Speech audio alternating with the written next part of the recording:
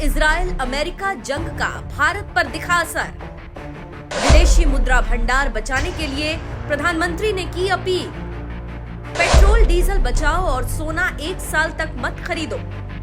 मोदी की अपील पर भड़का विपक्ष, तो क्या बोला मुसलमान?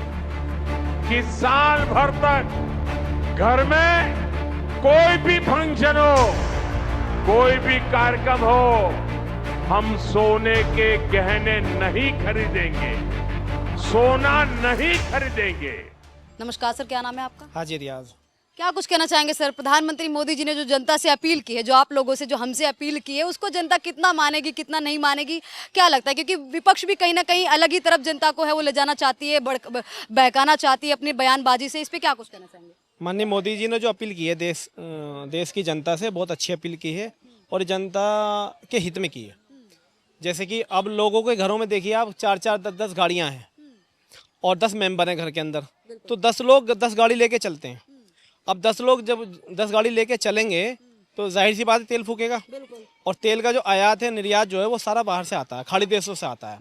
अब देश के और दुनिया के हालात अभी इस वक्त ठीक नहीं है, तो उसके अनुसार मोदी जी ने देश की जनता के हित में जितने भी फैसले अब तक किए हैं वो सारे ठीक किए हैं। लेकिन ये भी आरोप लग रहा है प्रधानमंत्री मोदी जी पे कि कहा जा रहा है कि अब जनता को है वो कहीं ना कहीं बहला रहे हैं, फुसला रहे हैं, अपनी नाकामियां हैं वो जनता पे ब्लेम डाल के अब छुपाना चाहते हैं। इस तरीके से बोला जा रहा है कि अपनी जो जिम्मेदारियां हैं वो जनता पे थोप रहे हैं। नहीं, असल में ये जो विपक्ष है ना, इन्होंने अपनी सरकारों में किया तो कुछ है नहीं, और मोदी जी जो काम कर रहे हैं वो सबके हित में काम कर रहे हैं। हिंदू, मुस्लिम, सिख, ईसाई सबके लिए बराबर काम हो रहा है। आप देख लीजिए, जितनी भी देश के अंदर स्कीमें चल रही हैं, योजनाएं चल रही हैं, वो तमाम के तमाम लोगों के पास बराबर है। ऐसा नहीं है कि मुसलमान के लिए वो स्कीम, ये योजना नहीं है, ऐसा नहीं, वो सबके लिए बराबर है।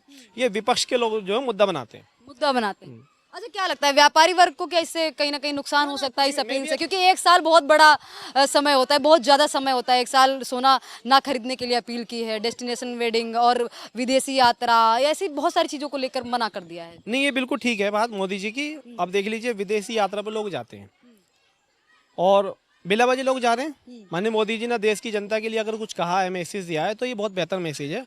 लोग इसका एहतियात करें। अब देखो, कोरोना काल आया था, कोरोना काल में मोदी जी ने देश की जनता के लिए कितना अच्छा काम किया, और सब लोगों को राशन मिला, वो राशन अब तक फ्री मिल रहा है। अब लोग ले रहे हैं। अब ऐसा नहीं कि राशन दुकानदार अगर मुसलमान कोई आ गया तो उसको हटा दिया, ऐसा नहीं है, सबको बराबर मिल रहा है। मोदी जी जो भी योजना लाते हैं, जो भी मैसेज देश के लिए कहते हैं, वो सबके लिए बराबर होता है। ये बिल्कुल ठीक है। विपक्ष इसको मुद्दा बना रहा है, और मुद्दा बनाकर, क्योंकि विपक्ष के पास कोई मुद्दा तो बचा ही नहीं है ना, ताकि वो लोगों से कहें, तो मुद्दा उनके पास कोई है नहीं। अब मुद्दा ना होने पर लोगों को भड़काना और भटकाना चाहते हो। वर्क फ्रॉम होम के लिए भी कहा है प्रधानमंत्री मोदी जी ने कि जैसे कोरोना काल में आप लोगों ने घर से काम किया था, आज भी अगर आप लोग हैं कम ट्रेवल करेंगे तो कम पैसा खर्च होगा, कम जो है खपत होगी पेट्रोल डीजल की, तो वर्क फ्रॉम होम करें, उससे कहीं ना कहीं। भैया आप ही देख लीजिए, अगर आदमी यहाँ से दुबई जाएगा तो कम से कम नॉर्मली 30,000 35,000 का टिकट है, और वो पैसा हमारे देश से ही तो जाएगा, ताकि बाहर जाएगा। बाहर आके में जब आदमी घूमने जाता है, 1-2 लाख रुपए खर्च करके भी आता, तो हमारी देश की मुद्रा बाहर जाएगी, तो बाहर जाएगी तो बाहर हमारे देश को तो नुकसान पहुंचेगा ना। तो इसलिए मोदी जी ने जो मैसेज दिया है बिल्कुल ठीक दिया है कि आप लोग 1 साल तक विदेशी यात्राओं से बचें। और सोने की बात जो बताई है, सोना भी अब देख लीजिए आप, सोने की कहाँ पहुँच गया, सोना कहाँ था। एक गरीब आदमी अपनी बेटी की शादी करने के लिए सोचता है कि कहाँ से लाएगा वो। 1 तोला सोना अगर लेने चला जाए तो तकरीबन 1.5 लाख रुपए का आएगा, तो कहाँ से देगा। तो मोदी जी ने ये जो मैसेज दिया है देश की जनता के हित में, बिल्कुल ठीक दिया है। जब हम लोग सोना 1 साल तक नहीं खरीदेंगे, देख लेना, मेरी बात नोट कर लेना, 1 साल के भीतर सोने का रेट डाउन हो जाएगा, बिल्कुल डाउन हो जाएगा 110%। इससे व्यापारी तो घाटे में चले नहीं, व्यापारी को नुकसान नहीं। आप देख लीजिए, आप एक ही चीज को लेके क्यों चलते हो। आप देख लीजिए, जितने प्लेटफॉर्म हमारे यहाँ मेट्रो का कितना काम हो रहा है, कितने लोगों को वर्क मिल रहा है। माननीय योगी जी ने यूपी में कितनी वो बनाई है, फैक्ट्रियां बन रही है, काम चल रहा है, तो लोगों को रोजगार मिल रहा है ना वहाँ।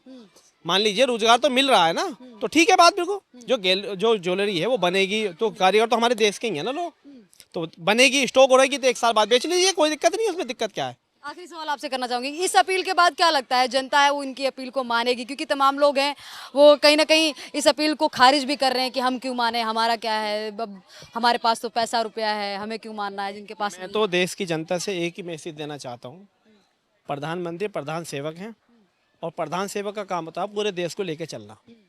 तो माननीय मोदी जी ने जो भी कुछ कहा है वो देश हित में कहा है, जनता के हित में कहा है।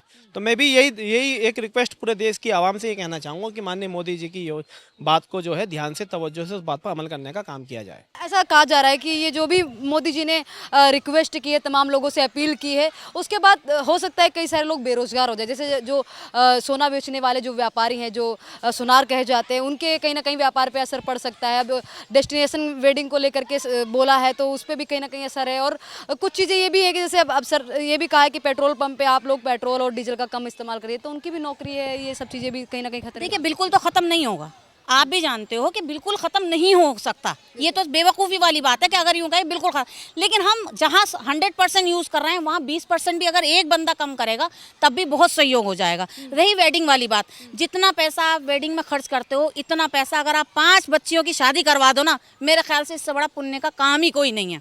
आपसे ज़्यादा हमारे धर्म में भी ऐसा ही है कि लाखों रुपये बर्बाद करते हैं, उस लाखों रुपये में 10 बच्चियों की शादी हो सकती है, जो दिखावे में खाली पैसा जाता है। इतना खाना बिकता है, आप कितनी बड़ी शादी कर लो, गरीब गेट पे खड़ा रहता है, अंदर नहीं आने देते उसे।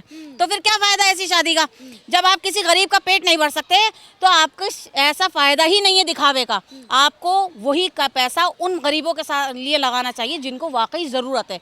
मैं ये कहती हूँ, सरकार तो आप एक तरफ कर दीजिए, सारे लोग अगर 10-10 रुपये भी इकट्ठे करें ना, कितने अरब आबादी है, तो कोई गरीब भूखा नहीं रह सकता। अच्छा मैम, ये पहली बार है कि प्रधानमंत्री मोदी जी ने किसी से अपील की है, या इससे पहले भी प्रधानमंत्री हैं उन्होंने इस तरीके से जनता से अपील की है, जनता से दरख्वास्त की है कि आप लोग सरकार के साथ हुई है और ऐसी जो कहा जाए समस्या आती है उसमें साथ मिलके हम सरकार और जनता है वो इस तरीके की समस्याओं का समाधान? पहले भी की गई है, लेकिन अब जो मोदी जी करते हैं बस उसी पे फोकस रखा जाता है। अच्छा, पहले भी की गई है, ऐसी बात नहीं है। सारी सरकारों ने सब कुछ किया है, लेकिन किसी सरकार ने विकास करके नहीं दिखलाया।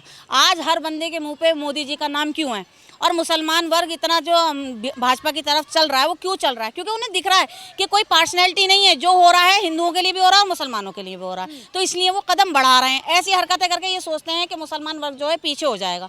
ऐसा नहीं होगा। अब तो मुसलमान बहुत ज़्यादा, आप अगर देखें तो बहुत आगे बढ़ चुका है। भाजपा को ज्वाइन कर रहा है, भाजपा के लिए कार्य कर रहा है, बहुत कार्यकर्ता ऐसे हैं। लेकिन मैं इतना कहूँगी कि अगर मोदी जी ने हमसे कोई रिक्वेस्ट की है, रिक्वेस्ट मुखिया करता है, अगर आदर है उनका, इज्जत है उनकी आपके दिल में, तो आप उनकी उस रिक्वेस्ट पे पूरा उतरिए।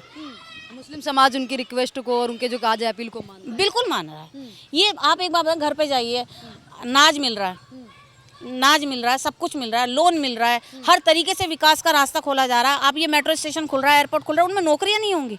रोबोट कोई काम कर रहा है, इंसान ही तो कर रहा है ना।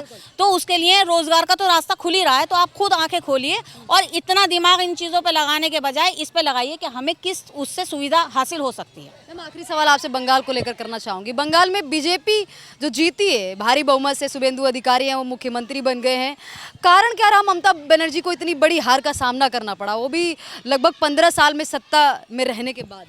उनका हार का वजह एक रही, 2 मानूंगी मैं तो। एक तो जनता का जो उन्होंने नाजायज़ इस्तेमाल करा, उनके इमोशनल को से खिलवाड़ करा। दूसरी बात, उन्होंने एक बात कही, किसी भगवत गीता में, किसी धार्मिक पुस्तक में जो भी लिखा है वो एक दिन नाउजुबिल्ला मिट जाएगा। कुरान के लिए नहीं बोला ऐसा कि सिर्फ कुरान के लिए बोला, हर चीज़ के लिए, हर धर्म की किताब के लिए बोला कि जो लिखा है वो मिट जाएगा, लेकिन जो स्कीमें मैंने निकाली हैं वो नहीं मिटेंगी। तो पहले तो ऊपर वाले ने आपको मुँह के बल गिरा दिया। वो ख़त्म हो ना हो, आप ख़त्म हो गई। स्कीम तो अब वो चलेगी जो भाजपा चलाएगी, और आपने जो जनता के साथ खिलवाड़ किया है उसका जवाब अब आपको देना पड़ेगा, क्योंकि आप फाइलें खुलने वाली हैं सारी। जो 15 साल में जितना भी घोटाला हुआ है ना, वो सारी फाइलें आप देखिएगा, सारी सच्चाइयाँ सामने आएंगी। और वो जो उनके पीए को मारा गया है ना, वो भी किसी वजह से मारा गया। क्या पता कौन सी उसके पास राज होगा जिसको ढकने के लिए इन्होंने उसे मार दिया, लेकिन राज तो ऊपर वाला खोलता है और खुलेगा इंशाल्लाह। ठीक है, तो आप लोग इस वीडियो को देखने के बाद क्या सोच विचार रखते हैं, एक बार हमें कमेंट बॉक्स में जरूर बताएगा। फिलहाल के लिए धन्यवाद, जय हिंद।